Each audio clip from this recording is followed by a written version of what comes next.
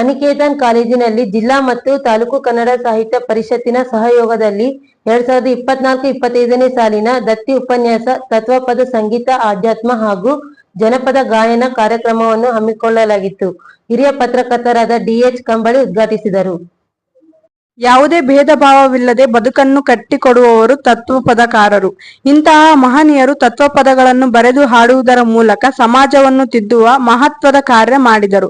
ಮೇಲು ಕೀಳಿನ ವಿರುದ್ಧ ಧ್ವನಿ ಎತ್ತಿ ಸಾರಿದರು ಎಂದು ಚಿಂತಕರು ಹಾಗೂ ವಕೀಲರಾದ ನಿರುಪಾದೆಪ್ಪ ಗುಡಿಹಾಳ್ ಹೇಳಿದರು. ಕಾರ್ಯಕ್ರಮದ ಅಧ್ಯಕ್ಷತೆ ವಹಿಸಿದ್ದ ತಾಲೂಕು ಕನ್ನಡ ಪರಿಷತ್ ಅಧ್ಯಕ್ಷ ಪಂಪಯ್ಯ ಸ್ವಾಮಿ ಸಾಲಿಮಠ್ ಪ್ರಾಸ್ತಾವಿಕವಾಗಿ ಮಾತನಾಡಿದರು.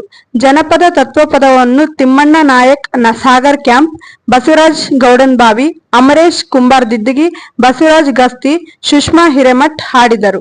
ಈ ಸಂದರ್ಭದಲ್ಲಿ ಜಾಫರ್ ಜಾಗೀರ್ದಾರ್, ಕಾಲೇಜಿನ ಪ್ರಾಚಾರ್ಯ ತಿಮ್ಮಣ್ಣ ರಾಮತ್ನಾಳ್, ಮಲ್ಲಪ್ಪ ಮಾಡ್ಗಿರಿ, ಸೈಯದ್ ಜಾಗೀರ್ದಾರ್ ರಬ್ಬಾನಿ ಸೇರಿದಂತೆ ಕಾಲೇಜಿನ ಉಪನ್ಯಾಸಕರು, ವಿದ್ಯಾರ್ಥಿಗಳು ಭಾಗವಹಿಸಿದ್ದರು.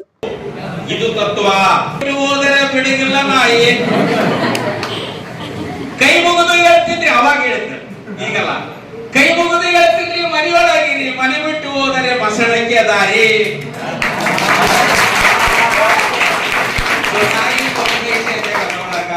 ನೀನು ಹೋಗಬೇಡೊಳಗ ಹುಚ್ಚನಾಗಿ ಒಂದೈತೆ ಜಗದೊಳಗ. ಇದು ತತ್ವಪದಕಾರರ ತಾಕತ್ತು.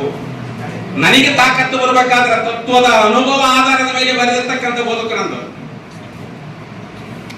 ನಾನು ಬೆಳ್ತಾನೆ, ಭಜನಿ ಪದ ಆಡ್ತಾನೆ, ತಿಮ್ಮಣ್ಣ ಗೊತ್ತಾಗ ಮಹಾಂತರ ದರ್ಶನ.